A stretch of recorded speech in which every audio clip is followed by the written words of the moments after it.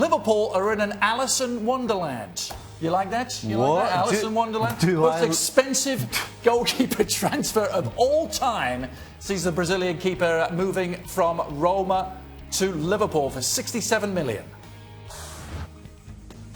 Alisson joining from Roma, who brought him for just £7 million 2 summers ago, saved 80% of the shots he faced in Serie A, our highest percentage in the league. The 25-year-old, of course, coming off an excellent World Cup for Brazil. So, let's start with Mr. Nicol, shall we? You a happy camper? Is this the missing piece for Jurgen Klopp? Am I a happy camper? Are you serious? You love Karius. Absolutely fantastic news. Just how happy are you? Oh my goodness! You know, I've been ever since I heard that they was going to sign him. I'm trying to think to myself, okay, what can this guy not do? I can't come up with anything.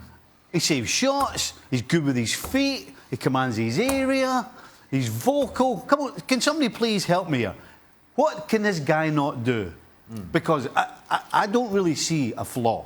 Well, maybe we'll get some answers to that question, because Paolo Baldini is also with us. Paolo, welcome back to the show. I know you have spent a lot of time watching Alisson in his couple of years with Roma. He was only really a starter this year, wasn't he? What sort of goalkeeper are Liverpool getting?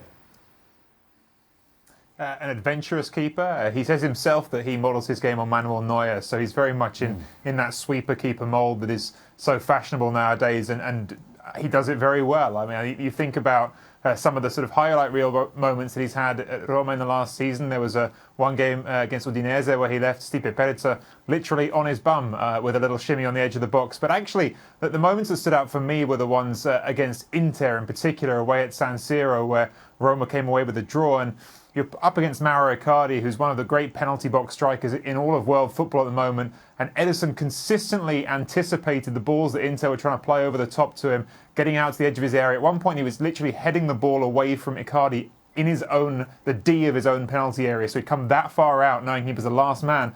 But that was a really effective way of, again, stopping the ball from getting to Icardi's feet inside the box. It wound up earning Roma a really important result.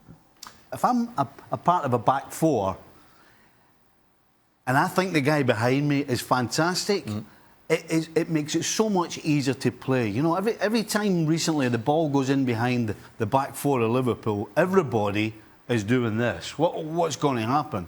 When you have a guy like Alisson behind you, you don't even think about it. It doesn't even enter your head. Liverpool have had a lot of problems with set plays over the last couple of years. Now Alisson, you'd hope, would be commanding of his up to the penalty spot, be catching things, end of the problem. Well, you add Alisson signing to that of Naby Keita, Fabinho, Shaqiri. What sort of starting 11 might Jurgen Klopp be looking at the start of the year? I think right now, all things considered, this is the lineup that I would certainly start with. I think you've got to play Alexander-Arnold at right back. He's getting better every time the kid steps on the field. You could play Fabinho there, but at the same time, I think Fabinho's far better in the middle of the park, where you're going to have Fabinho and Henderson more defensive than Keita. Keita will definitely try and get forward, as Wijnaldum did when he was playing. I think for the likes of Milner, it's a bit part. It's a coming off the bench, and of course the front three. You can't argue with the front three. When you look at that starting 11, is that starting 11 going to challenge Manchester City? Yeah, for the title? I think they are. They're the nearest challengers at the moment. I think. They are? I think they're above United. I think they're going to be just above United. That leaves a lot of players. I think they would rotate their squad, because you talked about Wijnaldum. I think he had an excellent couple of seasons so far. I think he's a good player. He will come into the side occasionally. Milner, I don't think is finished, but he won't play quite so often. When they want a game where they want to get somebody to get their foot in and close down, he'll come into the side as well. Oxlade-Chamberlain, it doesn't look as though he's going to be fit for most of the season. I think that's a big blow, because he gives them something different. But I think they're a good side now, Liverpool, and I think last season's run in the Champions League will give them that confidence.